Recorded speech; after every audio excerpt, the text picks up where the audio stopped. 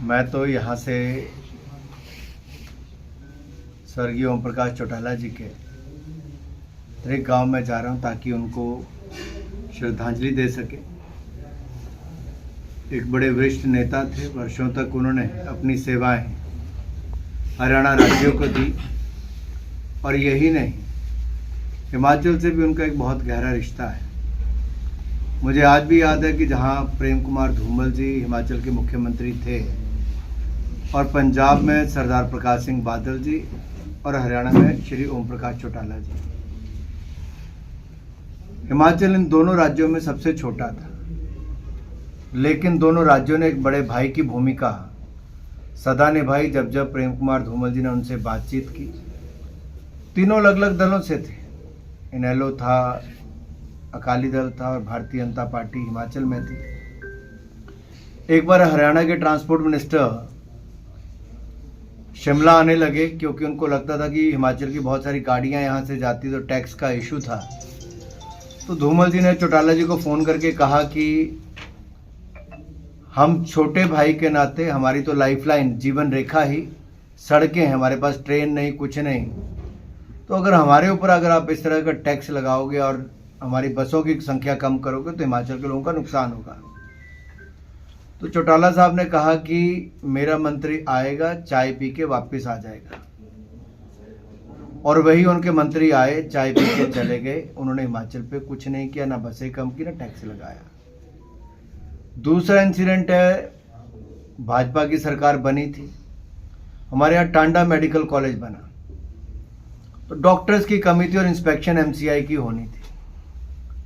तो senior faculty के लिए धूमल जी ने एक बार फिर चौटाला जी को फ़ोन किया कि भाई साहब एक दिक्कत है, हमारे सीनियर फैकल्टी नहीं है, तो इसलिए आपके यहाँ से डॉक्टर चाहिए। अगर आप हमें 2 डॉक्टर दे दें तो उसकी हमें फ़र्क पड़ेगा। चौटाला साहब ने कहा कि टाइम 4:45 हुए, 5 बजे तक ऑर्डर निकल जाएगा और डॉक्टर सुबह आपके यहाँ पहुँच जाएगा। और वही हुआ, 4:45 बजे थे, 5 बजे ऑर्डर निकल गया और अगले दिन सुबह डॉक्टर हमारे यहाँ पहुँच गए थे। ऐसी एक और घटना है, यहीं के बड़ा आपके फैक्ट्री है उनकी आगे बड़ी सड़क खुद गई थी, ट्रक बाहर आने जाने की समस्या थी।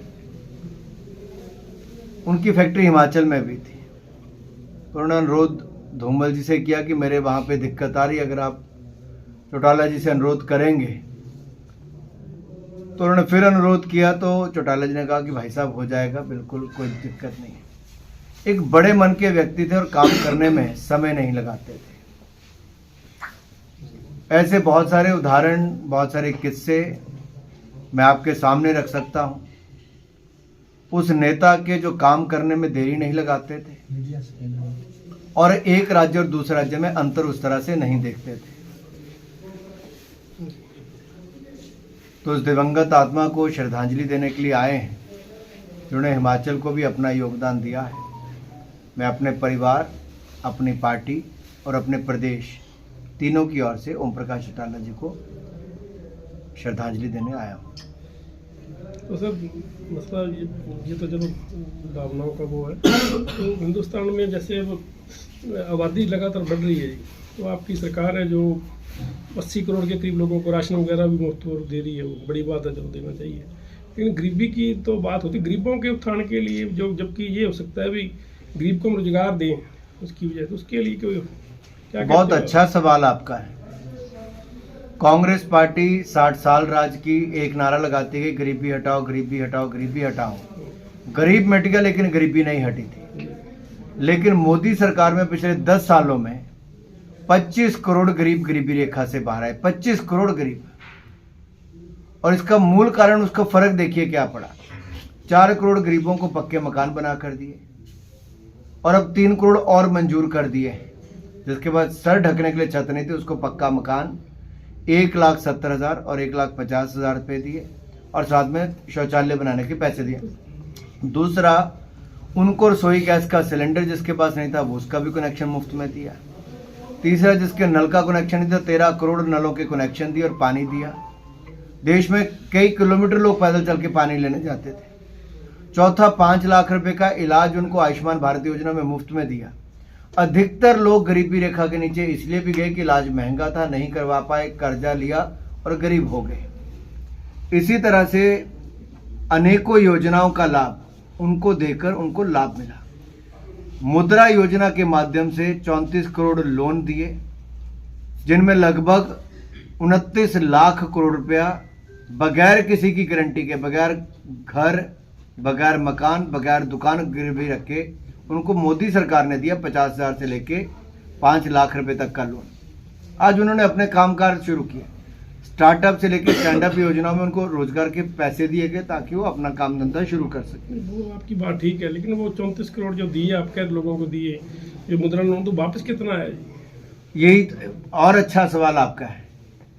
जितने लोन बाकी जगह पैसा वापस नहीं आता तो उससे ज्यादा यहाँ पर आया है। क्योंकि गरीब व्यक्ति के पास कुछ है तो अपनी इज्जत है, वो अपनी इज्जत कभी नहीं गंवाना चाहता। उसको पता है मोदी सरकार ने गारंटी देकर पैसा दिया तो मैं दूंगा। और दूसरा उदाहरण आपको देता हूँ, कोविड के टाइम पे मुफ्त में अनाज भी दिया, मुफ्त में इलाज और मुफ्त में टीका भी दिया। दिया नहीं दिया? मोदी सरकार ने दिया। अब जिनके काम धंधे बंद हो सकते थे उनको भी लगभग 4 लाख करोड़ रुपया emergency credit line guarantee scheme ECLGS के माध्यम से दिया। तब मैं वित्त राज्य मंत्री था भारत सरकार में। तो लोगों को 20% एडिशनल वर्किंग कैपिटल दी, यानी कि अगर आपको बैंक से 10 लाख रुपया मिला है अपना काम धंधा करने के लिए तो 2 लाख आपको बैंक ने और दिया। किसी को 2 करोड़ मिला था तो उसको 40 लाख और दिया ताकि उसका बैंक अकाउंट बंद ना हो, उसको बैंक से पैसा बंद ना हो। दूसरा, बैंक का कर्जा वापस करने के मॉरिटोरियम पीरियड उसको 6 महीने का राहत दिया गया कि 6 महीने बाद वापस करना, उसको इंटरेस्ट उस समय का माफ किया। ये कदम मोदी सरकार ने उठाए ताकि लोगों को लाभ मिल सके। फिर रोजगार स्वरोजगार के अवसर कहां से बनते हैं? आप डब्बाली को ले लीजिए। आज से जब 7-8 साल पहले मैं आया और अब आज आप यहाँ से कोई रिंग रोड निकल रहा है, कहीं से 4 लेन बन रहा है, कहीं पे बड़ी सड़कें बन रही है। यहाँ से थोड़ी दूर पर ढिंडा में एम्स बन गया, आप संगरूर वाले जाइए PGI बन गया, आसपास ही। वो आपकी बातें सही हैं, लेकिन ये भी अब देखो रिंग रोड की, ये सड़कों की बात कर रहे हो। 3 पहले तो बंदा गाड़ी खरीदेगा तब रोड टैक्स देगा। अब 3 रुपये किलोमीटर का ये फास्ट टैग बड़ा सिस्टम चल गया जो है टोल टैक्स है। तो आम आदमी के हाथ से गेम, मिडल मैन के हाथ से सही मैडम गेम निकल रही है सरकार। ये एक बड़ी प्रॉब्लम है देश की। आप देखिए बहुत तेजी के साथ मध्यम वर्ग इस देश में उभर रहा है। जो लोग कमाई के साधन है पहले से बेहतर प्रति व्यक्ति आए, पहले से ज्यादा हुई। आज अगर दुनिया भर में किसी भी देश का देखेंगे तो इसी मॉडल पे सड़कें बनती हैं। और सरकार ने अगर अच्छा प्रशासन देकर ये काम किया है। हमारे देश में केवल 96,000 किलोमीटर सड़कें थी नेशनल हाईवे, आज 1.5 लाख किलोमीटर नेशनल हाईवे की सड़कें हो गई। ग्रामीण सड़कें 3,26,000 किलोमीटर की थी, आज 7,36,000 किलोमीटर सड़कें हो गई। यानी कि दुगनी सड़कें हमने गांव को सड़कों से भी जोड़ दिया और नेशनल हाईवे भी बना दिया। आपकी बात बिल्कुल सही है। मसला क्या हो गया, जो पेड़ है वो बन रही है, जो लिंक रोड है छोटी है वो तो आप देखो ना मेरा क्या बन रहा है। जो कॉमन मैन है आपको लगता है इस सरकार में आप बैठे हैं, ठीक है, आप मंत्री रहे केंद्र में, बड़ा है ना, इस परिवार आपने पॉलिटिकल फैमिली से हो, लेकिन जो जमीन ग्राउंड लेवल पे जमीन पे बैठा जो व्यक्ति है उसके हाथ से ना तो रोजगार के मौके, सिस्टम स्पंज हो रहा है धीरे धीरे। यदि आपके पास पैसे नहीं है, मतलब टोल में पैसे खत्म और कुदरती जेब में पैसे नहीं है तो सड़क पार नहीं कर सकते। तो नहीं, ऐसा नहीं, बड़ी समस्या है। ऐसा नहीं भाई साहब, ऐसा नहीं। आप सब टोल पे जाते होंगे, जिसका गांव टोल के पास में है क्या उसको टोल लगता है? नहीं जी, कहीं भी किसी भी तरह की दिक्कत आ गई, इमरजेंसी होगी तो उसको पार नहीं करने देंगे। हम ये नहीं कहते भी देश में विकास नहीं, विकास तो है ही है। ये तो बड़ी बात है, जो 4 घंटे लगे 2.5 घंटे पहुंचने लगे उससे कोई मुनकर नहीं है हम लोग। लेकिन स्टाइल कहीं ना कहीं थोड़ा सा आम लोगों को समझने की जरूरत है। आम कॉमन मैन की दिक्कत की मैं सुबह 4 बजे अपने गांव समीरपुर से चला हूँ, ठीक है।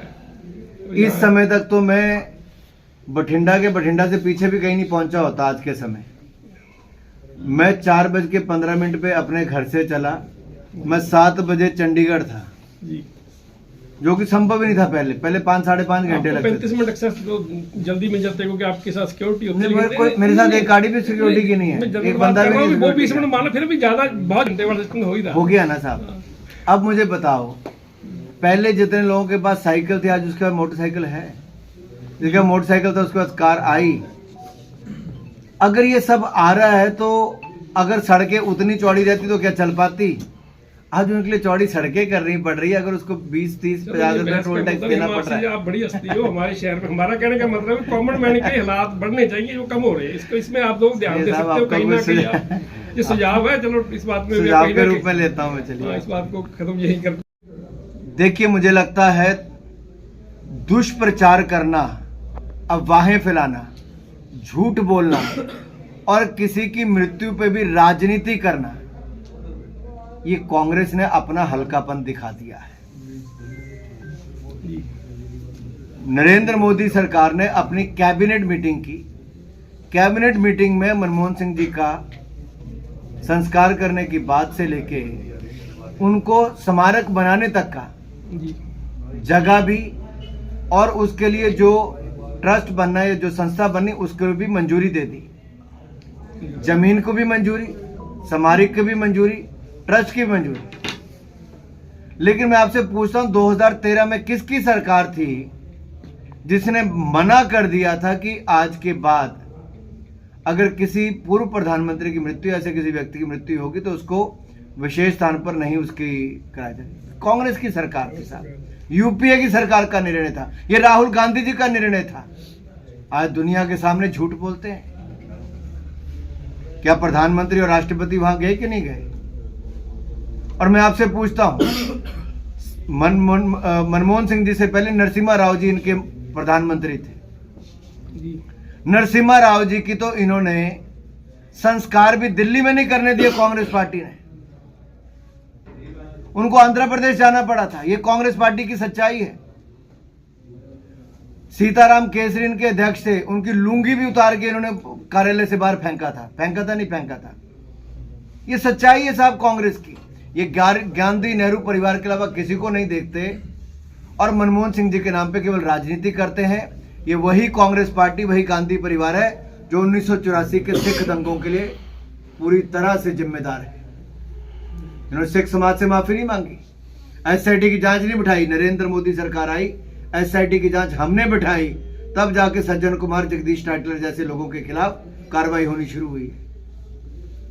इनके पंडित नेहरू जी हमारा गुरुद्वारा पाकिस्तान में छोड़ दिया, थोड़ी सी जगह की बात थी।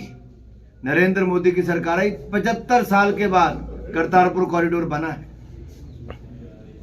और मैं आपको बताऊं, अफगानिस्तान में हमारे जितने ऐतिहासिक गुरु ग्रंथ साहब थे, गुरुद्वारे थे, वहां रखा सामान था, ये मोदी सरकार ने 3 बड़े जहाज भेज के सैकड़ों सिख परिवारों को वापस बुलाया, गुरु ग्रंथ साहब को वापस बुलाया, किसी की हत्या तक वहां नहीं होने दी। हमने यहां पर हेमकुंड साहब में रोपवे बनवाया, जहां पे जाना ही यात्रा करनी बड़ी मुश्किल है। मैं आपको और बताऊं, 26 दिसंबर अभी 2 दिन पहले हुई, साहबजादों की शहादत को देश भूल ना जाए, मोदी सरकार ने वीर बाल दिवस शुरू किया।